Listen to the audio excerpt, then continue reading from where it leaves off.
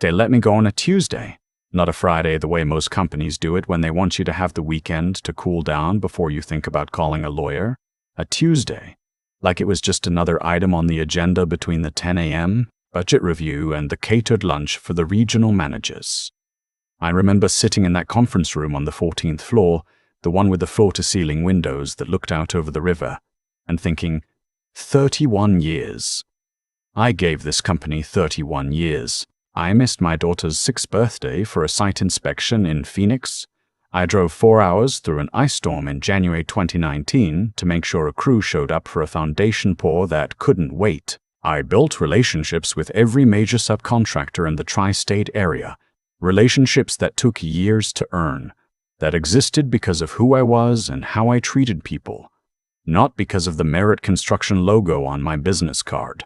None of that was on the table when my son-in-law sat down across from me and told me my services were no longer needed.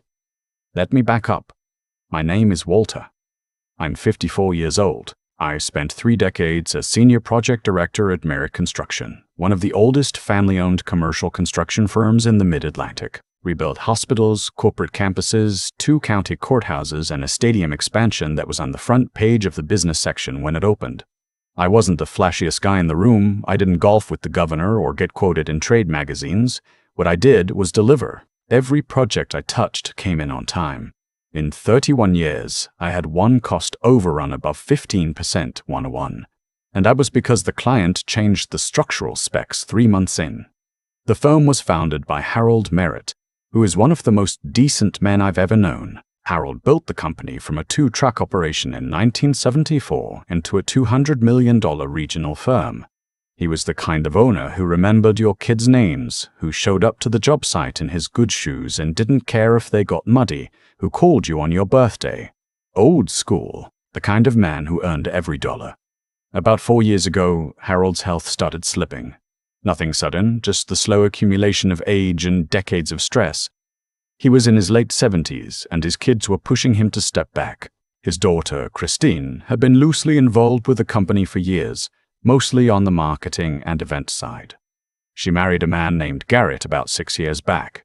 Garrett had an MBA from a school I'd never heard of, and a LinkedIn profile that read like it was written by a hype man. He'd spent time in tech sales, then pivoted to something vague called strategic growth consulting, which as far as I could tell meant he helped companies make PowerPoints about synergy. He was charming in the way that people are charming when they've spent their whole lives using charm as a substitute for competence.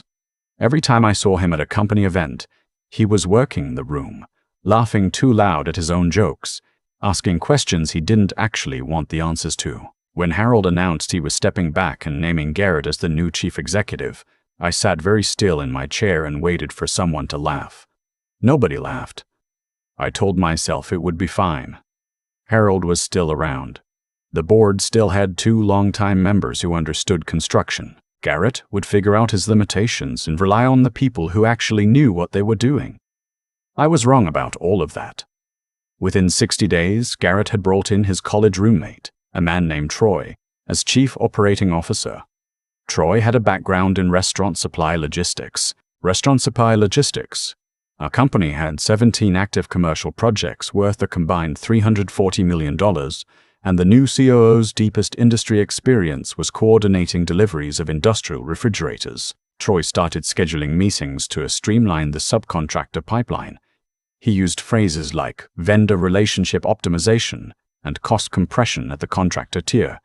What that meant in practice was that he wanted to renegotiate contracts with the people I'd spent years building trust with. He'd never met these people.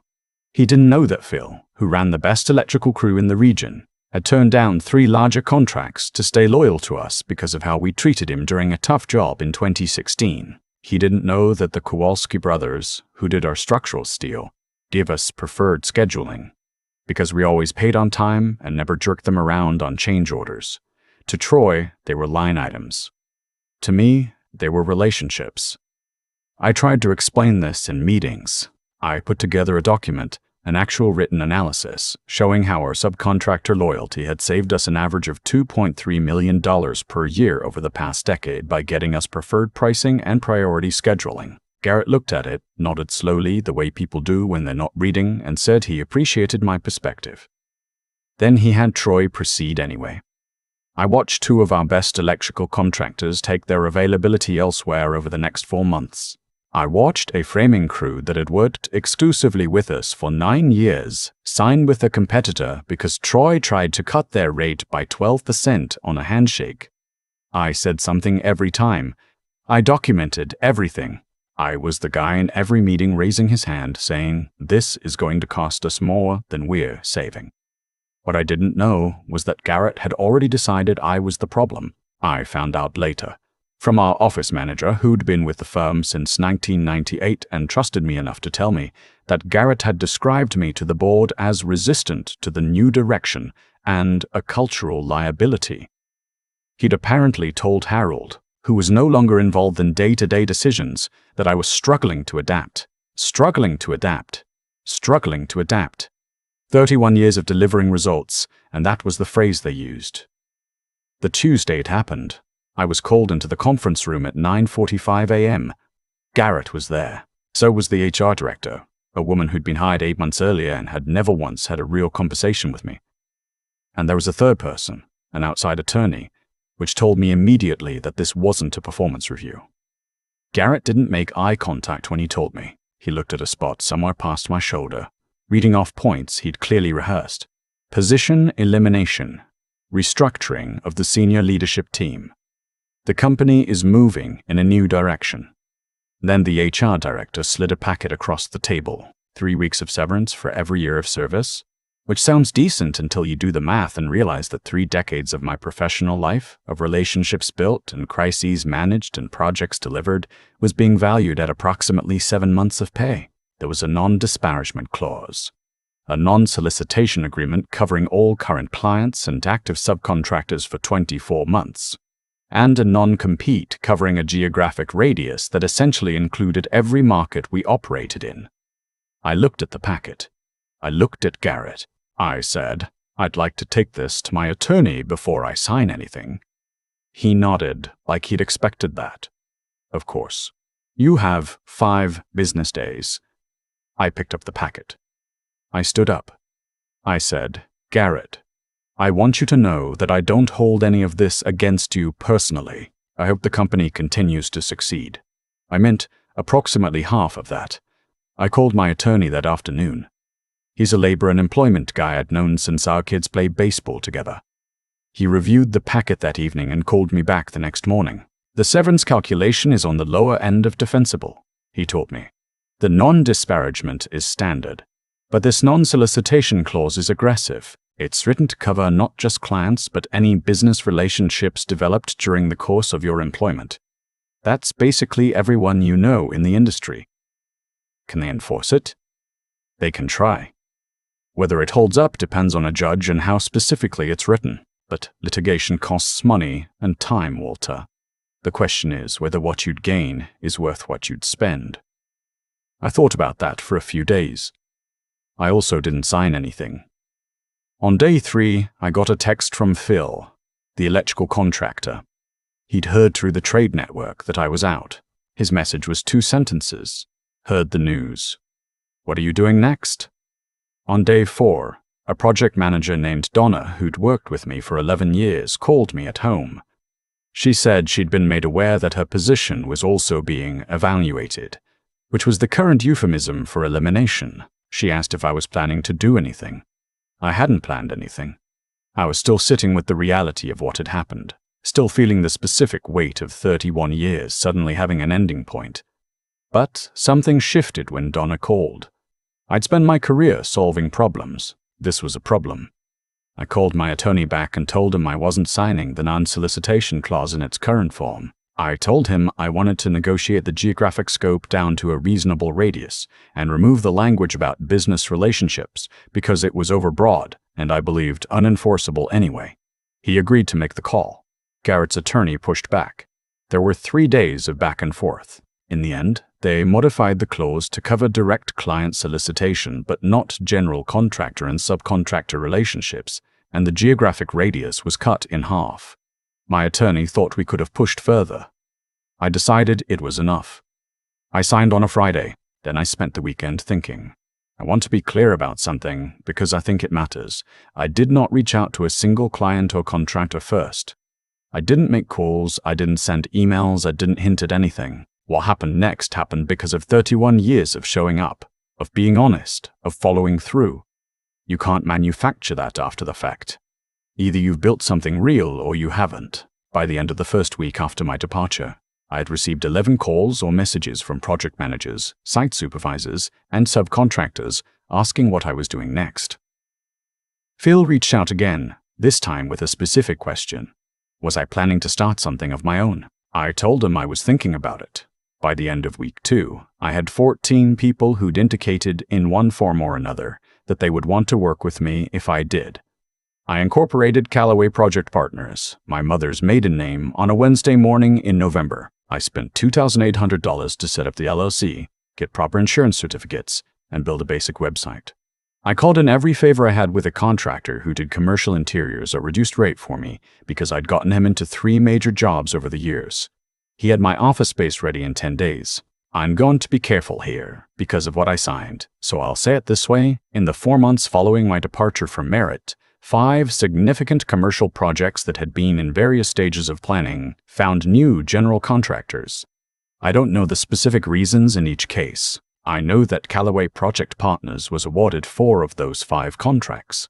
I know that the clients who hired us had worked with me previously and reached out through referrals. I know that I accepted that work because I was legally entitled to do so. What I also know is that Merit Construction, in the 9 months following my departure, lost contracts totaling somewhere in the range of $85 million in projected revenue. I know this because it became public record when they had to notify bonding agencies about their backlog reduction. I know that 2 of the electrical crews that had been the backbone of their field operations took their availability elsewhere. I know that Troy left the company after 5 months.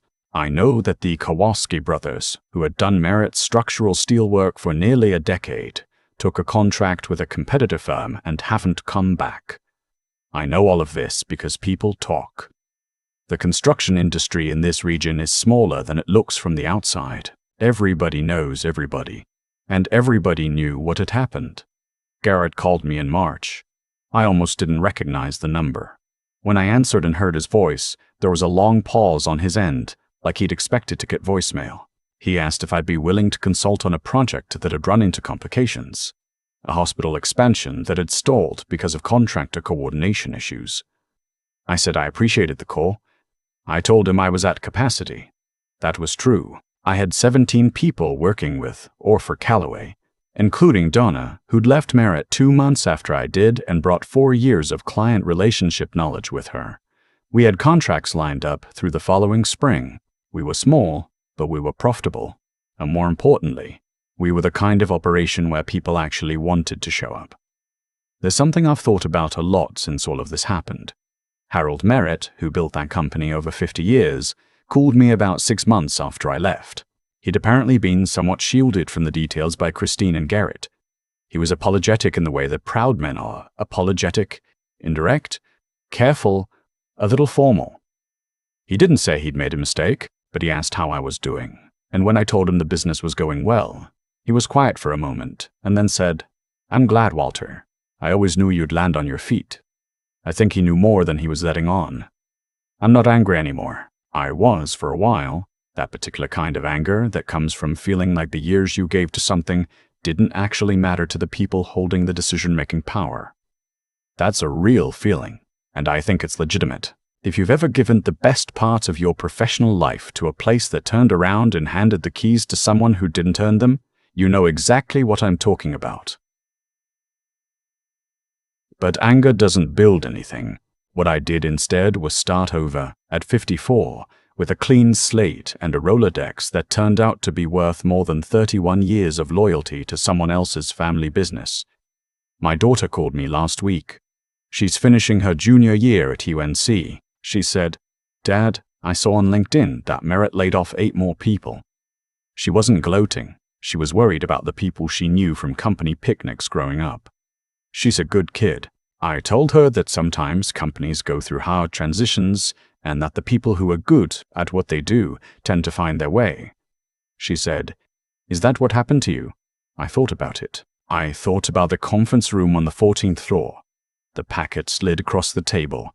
Garrett not quite making eye contact. The river visible through the windows behind him. Yeah, I said.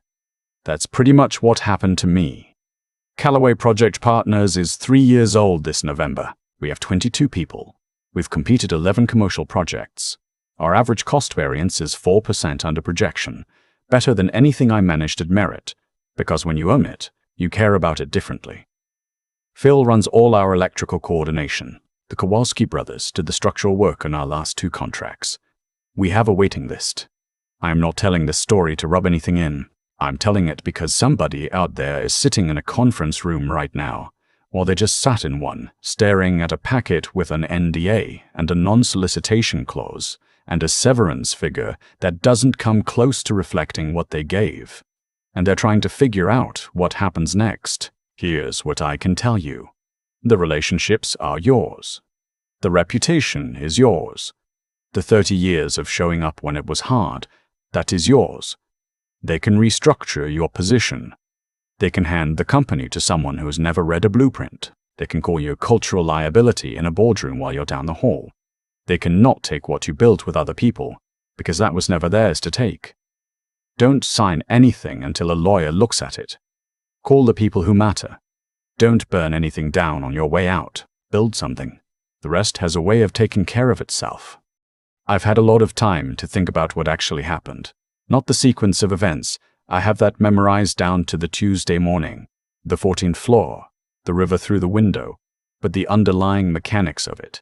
Why it went the way it went. What caused what. Here's what I keep coming back to. Garrett didn't lose those contracts because of bad luck. Troy didn't fail because the industry was hard. The firm didn't bleed $85 million because of market conditions. Every single consequence that followed my departure was the direct result of choices. Specific, deliberate choices, made by people who believed that authority was the same thing as competence, that a title could substitute for trust, that 31 years of relationship building was just a line item you could eliminate and replace with a spreadsheet. It doesn't work that way. It never has. What I've come to understand is that there are 2 kinds of value in any professional life. There's the value that's visible on an org chart, your title, your salary, your position in the hierarchy. And then there's the value that lives in other people's experience of you. The way Phil knew I'd pick up the phone at 6 a.m. on a Sunday if his crew hit a problem on a pour. The way Donna knew that when I said something would get done, it got done. The way the Kowalski brothers knew we'd never try to squeeze them on a change order after the job was already started. That second kind of value isn't transferable. You can't acquire it through an MBA program or a strategic growth consulting background. You build it the same way you build anything real. Slowly, consistently, by doing what you said you would do, over and over again, for years. Garrett didn't understand that, and honestly, I don't think it's entirely his fault. When you've been charming your whole life, when doors have opened because of who your father-in-law is rather than what you know, you develop a distorted sense of how the world works. You start to believe that the title confers the credibility, that the authority is the relationship. He sat in Harold's chair and genuinely could not understand why the people who'd built this company weren't simply falling in line. The intelligence I'm talking about isn't the kind you can measure with a test score. It's the kind that comes from paying attention to people, to how things actually work, to the difference between what someone tells you in a meeting and what they're willing to do at 6 a.m. on a Sunday. Garrett had information. He didn't have that kind of intelligence. Troy had credentials. Neither of them had wisdom. What got me through the months after that Tuesday wasn't anger, though I felt that too. It was stubbornness, maybe. The specific stubbornness of someone who has spent 30 years solving problems and refuses to accept that this one is unsolvable. I called my attorney. I negotiated the clause. I incorporated Callaway. I showed up every day to something I'd built myself. And I found out that showing up for yourself feels different from showing up for someone else's family legacy. Harder in some ways. Better in almost every other way. Donna took a chance leaving a job she'd held for 11 years. Phil bet his crew's scheduling on a company that was 3 weeks old. Those weren't small decisions. What made them possible was 31 years of demonstrated character. Mine, showing up consistently enough that people were willing to bet on me when there was real risk involved. That's what nobody tells you when you're starting out. The work you do today, the way you treat people today, the integrity you maintain when it would be easier not to, none of that disappears. It accumulates. It sits in other people's memory of you, and when the moment comes where you actually need it, it's there. Walter never went looking for revenge. He just started over, with his name and his record and the relationships he'd actually earned. The rest followed naturally from that. It always does.